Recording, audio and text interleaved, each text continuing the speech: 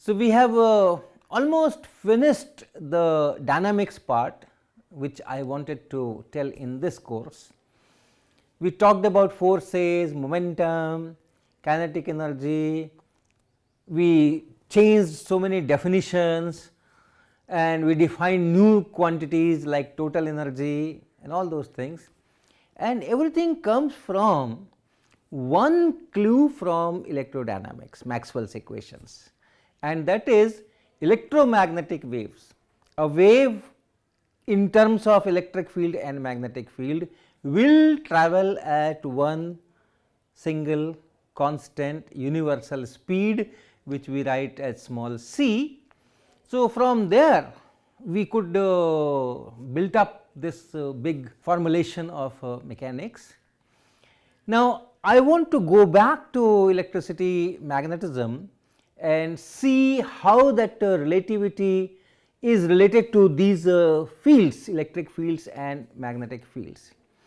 You know, electric field given by force is equal to q times E, and magnetic field given by force is equal to q v cross B. Now, it is very interesting, and this question we face very frequently, that if I have, let us say, if I have a wire and this wire is creating some magnetic field, and I have a charge here which is going with a velocity v in the same direction as the current, positive charge you can assume, then because of the magnetic field there is a force, magnetic field will be into the board and then q v cross B will be towards this wire. So, this q will, this particle will deflect. Okay. So, that is the action of magnetic field.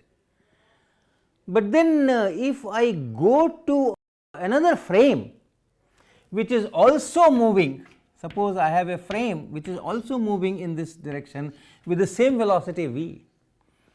So, in that frame this charge is at rest and magnetic field does not exert any force on a charged particle at rest.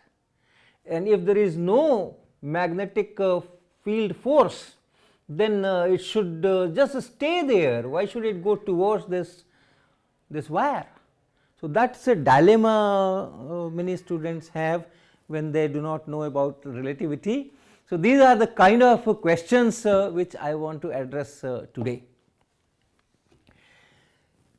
The essential fact is that if you have electrostatics and you have relativity, the magnetism comes out of this. Suppose I have two line charges. Suppose I have a positive charge line, a linear charge, long line charge of positive charges, long line charge, and suppose the linear charge density is lambda here. And then I have a negative charge line also, a line of negative charges also superimposed on this one, just superimposed on this one, and this negative charge line that moves in our lap frame with velocity v towards say positive x axis, and the linear charge density here is minus lambda. So, equal magnitude and opposite sign, and therefore, if you look at electric field here, the electric field will be 0 and all that.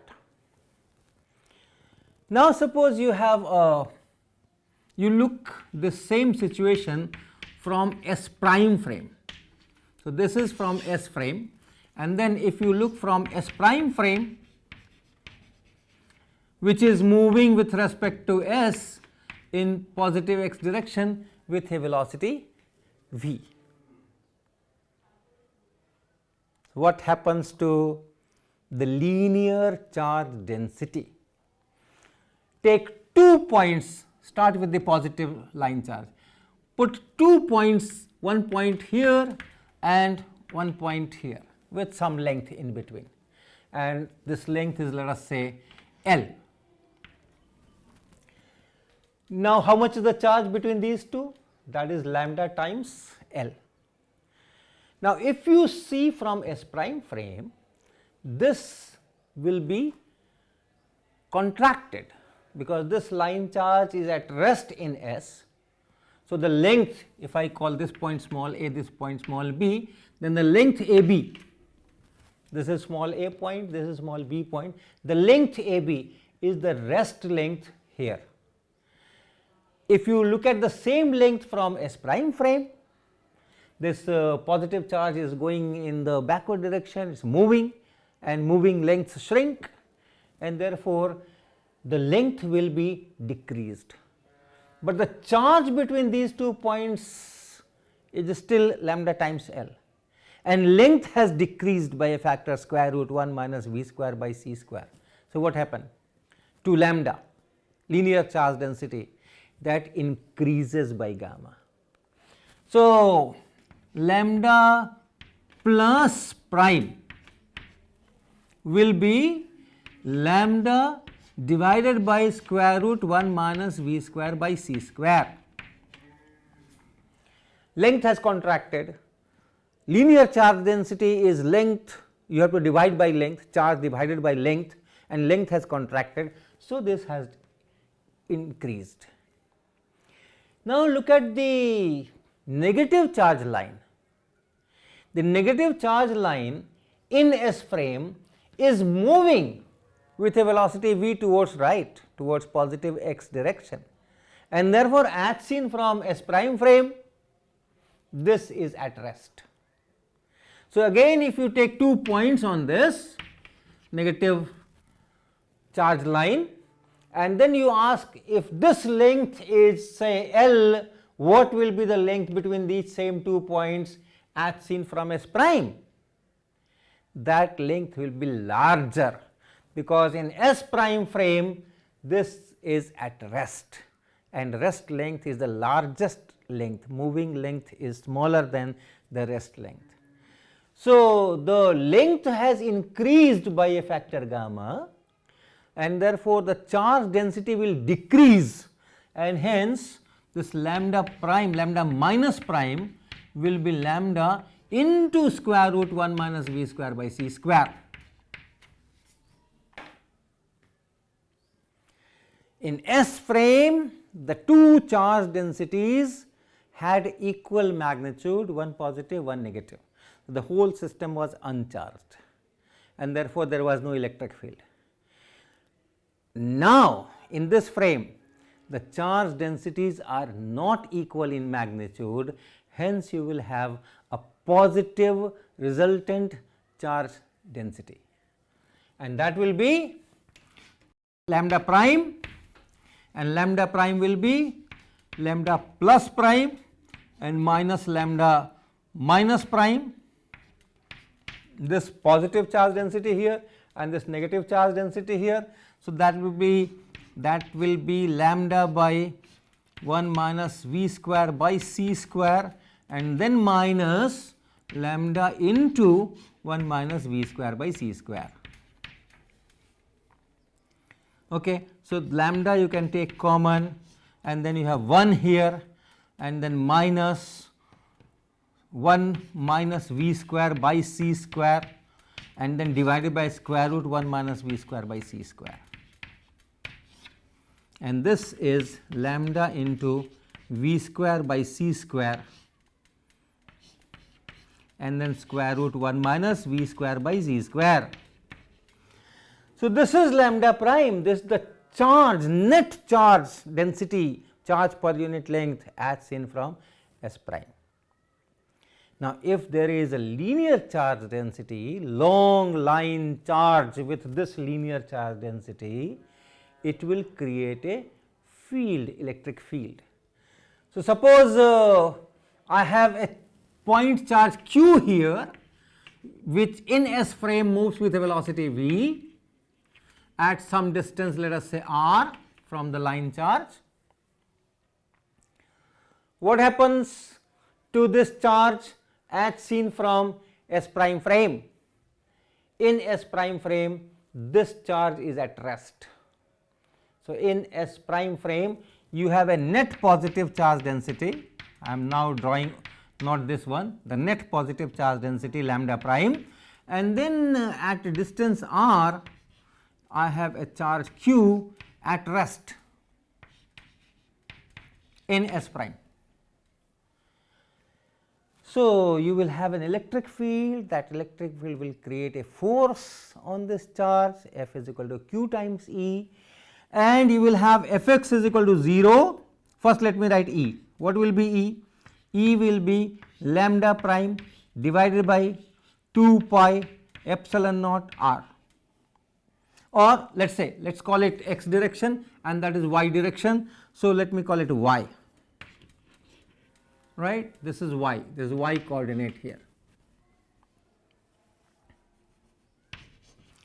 So, that is the electric field in which direction? In y direction. So, j cap. So, force will be q times E. So, if I write force, it will be q times this, and lambda prime is here, remember lambda prime is here. So, we can write that also here. So, what is Fx? What is Fx? Fx is 0. What is Fy? Fy is q into lambda prime, which is lambda into v square by c square, and then divided by, this is 2 pi epsilon naught here, y here, and then square root 1 minus v square by c square. Check, lambda prime I am writing this quantity. So, q is here, lambda prime is lambda v square by c square, and then divided by square root 1 minus v square by c square, and this 2 pi epsilon naught y which is here. So, that is Fy, and Fz is 0, and all these are in primed coordinate S prime. So, let me put prime here, and that is it. Fx prime is 0 and Fy prime is this. This is y and y prime are same, so I can leave it here.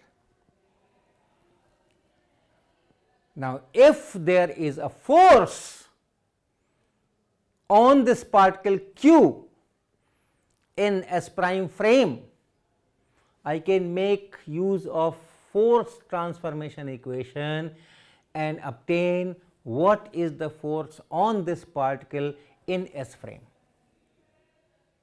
right. You remember force transformation equation?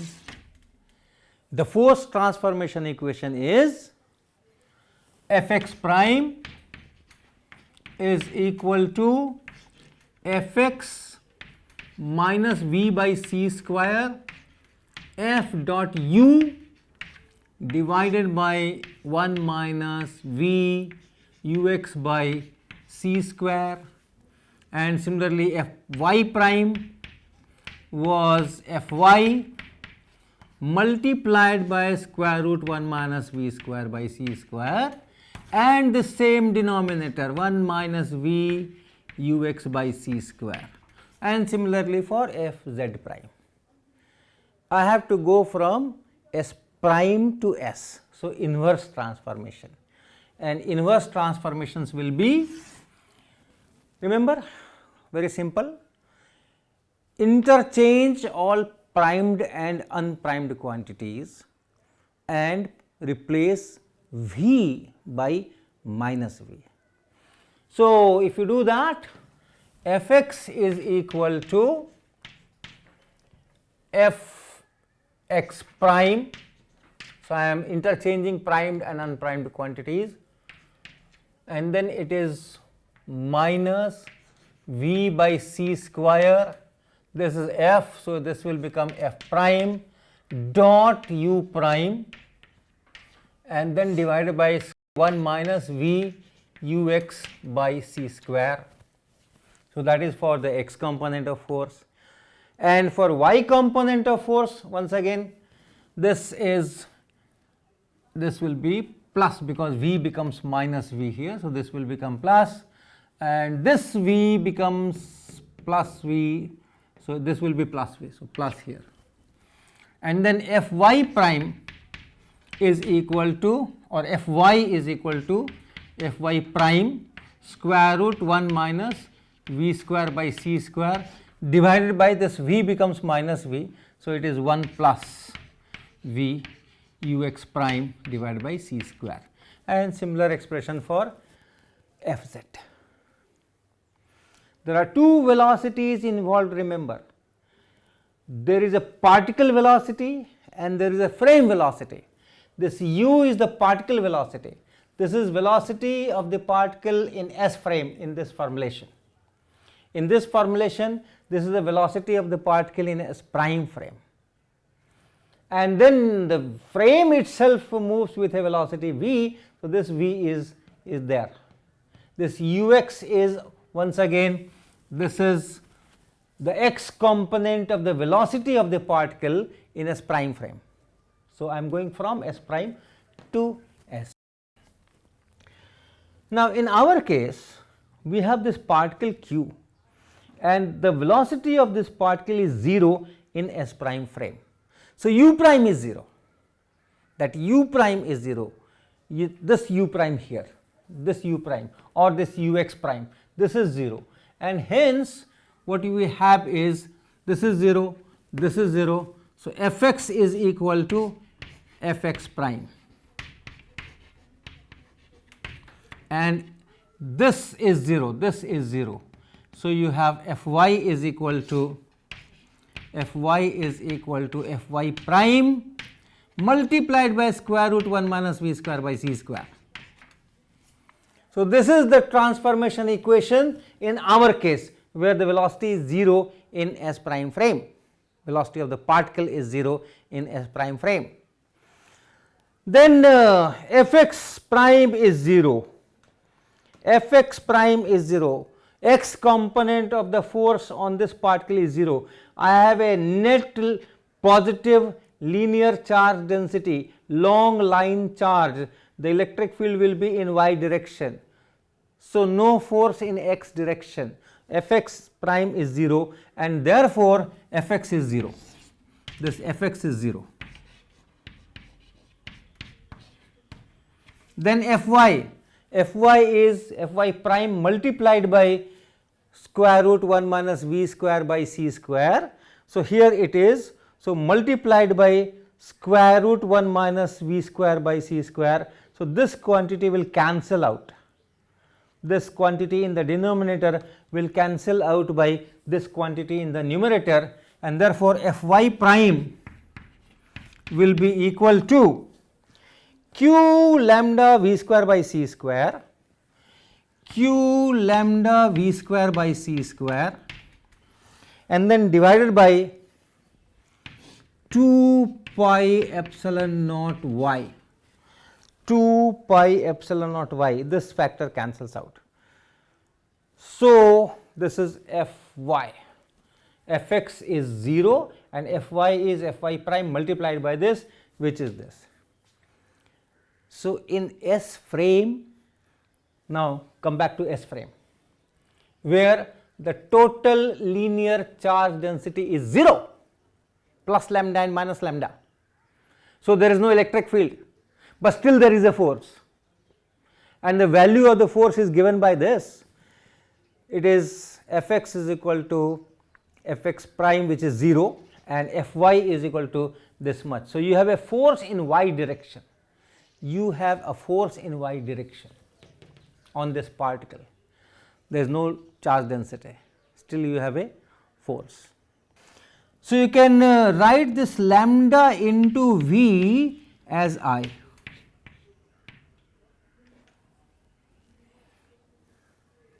Lambda into v as I. There is a current, the positive charge line is at rest, but the negative charge line is moving. The linear charge density is lambda and the velocity is v. So, lambda times v will be the current. And then you have, so you can write this as q, this q here, and then I, this I here, and this v, one v will be there, by c square will be here, and then 2 pi epsilon naught, 2 pi epsilon naught y.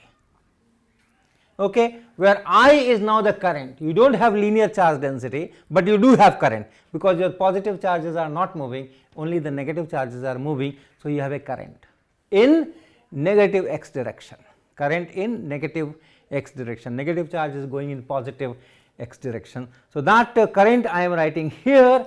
So, q times v times and then I and epsilon naught c square 1 divided by epsilon naught c square, 1 divided by epsilon naught c square, that is mu naught, and hence this is mu naught by 2 pi, this epsilon naught I have written, c square I have written, and then it is 2 pi times y, and here I, and you have a q and you have a v.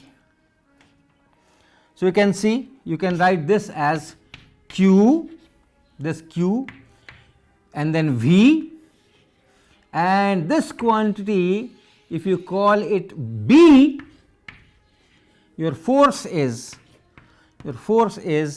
q into v into b. And if you can give directions also, if you write b in minus k direction, b vector, write b vector as minus bk cap, and this v vector as v I cap, you can immediately see that this force which is in y direction, remember this is in y direction, force is in y direction, this force will be q times v cross b.